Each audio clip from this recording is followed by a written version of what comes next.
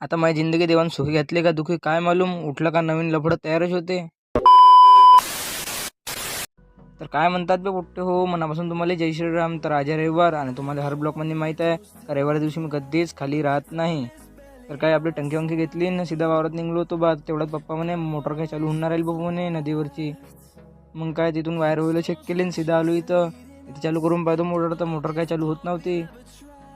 मग काय ग्रीपमध्ये वायर टाकून घेतला लाईटाच्या आणि चेक करून घेतलं. पहिला ग्रीपमध्ये चेक केला, दुसऱ्या पण ग्रीपमध्ये चेक केला. दोन्ही पेक्षा लाईट पेटला. मी म्हणलं लफडा काय इथं आहे नाही, लफडा खरा आहे इथं. तर काय मग पुरं खोलखाल केलं बा मिस्त्रीच्या जेवानी. आणि आखरी आपल्याला का प्रॉब्लेम आहे ते भेटली.